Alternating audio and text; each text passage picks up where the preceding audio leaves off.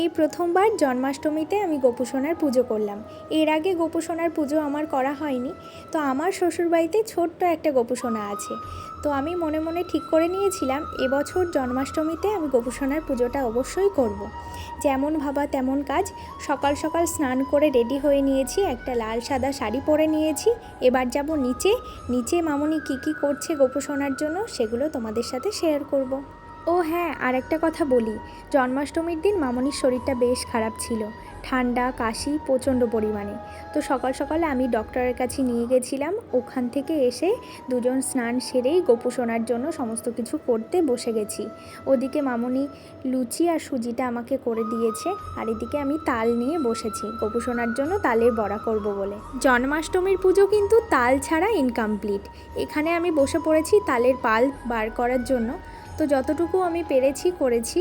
তো দেখো এখানে সমস্ত কিছু রেডি করে আমি কিন্তু তালের বড়া ভাজতে বসে গেছি। তো এই ভিডিওটা করে দিয়েছে আমার বর। ও সেদিন বাড়িতে ছিল যেহেতু স্কুল ছুটি ছিল। আর এই দেখো এখানে কিছুটা করে আমি ঠাকুরের জন্য নিয়ে যাব। একটা কথা আমি মনে প্রাণে ভীষণ বিশ্বাস করি, জীবনে যতই কঠিন পরিস্থিতি আসুক না কেন, ঠাকুরের ওপর বিশ্বাস ভরসা এবং ভক্তি থাকলে অবশ্যই তোমার ভালো দিন আসবে। আর আমি প্রচণ্ড পরিমাণে ঠাকুরে বিশ্বাসী। তো যে কোনো পুজো করতে আমার ভীষণই ভালো লাগে। যাই হোক, গল্প করতে করতে এখানে তালের বড়া ভাজা আমার হয়ে গেছে। এবার আমি চলে যাব ওপরে। অনেকটা দেরিও হয়ে গেছে। তো ওপরে চলে এসেছি। মামনির শরীরটা খুব খারাপ থাকার কারণে মামনি আর ওপরে উঠে আসতে পারেনি। নিচেই আমাকে সমস্ত কিছু গুছিয়ে দিয়েছে, আমি ওপরে নিয়ে এসেছি। আর ওপরে সবটা একা গুছিয়ে পুজো দিতেও আমার অনেকটা লেট হয়ে গেছে। তো সকাল থেকে আমি কিছু না খেয়েই ছিলাম, ঠাকুরকে যেহেতু পুজো করব।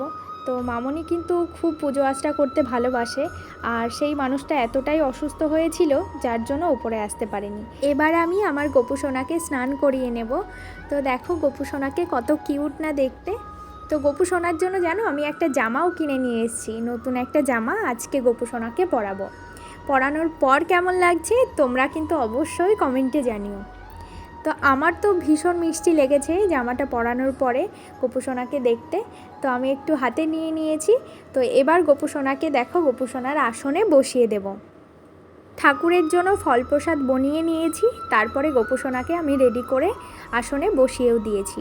আর গোপুসোনার জন্য কালকে আমি বাজার থেকে নিয়ে এসেছিলাম গোলাপ ফুল কিনে, সেটা দিয়ে গোপুসোনাকে আজকে আমি সাজাবো। তো এই দেখো গোপুসোনার জন্য গোলাপ ফুল নিয়ে এসেছিলাম, সেগুলো দিয়ে সাজিয়ে নিয়েছি। কেমন হয়েছে তোমরা কিন্তু জানিও। প্রথমবার যেহেতু আমি গোপুসোনার পুজো করলাম, সত্যি বলতে আমি খুব আনন্দ করেই পুজোটা করেছি, আর খুব ভক্তি ভরে পুজোটা করেছি। তো যাই হোক, ভীষণ আনন্দেই ছিলাম। যেহেতু একটু দেরি হয়েছে, একা একা সমস্ত কিছু করেছি, আর মামনি থাকলে আরও একটু ভালো হতো। তো মামনির শরীরটা খুব খারাপ ছিল ওই দিন, ওর জন্য আর ওপরে আসতে পারিনি। আর এখানে আমি একটু ঠাকুরকে প্রদীপ ধূপকাঠি দেখিয়ে নিচ্ছি। তো তোমাদের কেমন লাগলো অবশ্যই কিন্তু আজকে তোমরা একটা কমেন্টে জানিও। আর আমার গোপুসোনাকে কেমন লাগছিল নতুন জামা পরে সেটাও কিন্তু জানিও।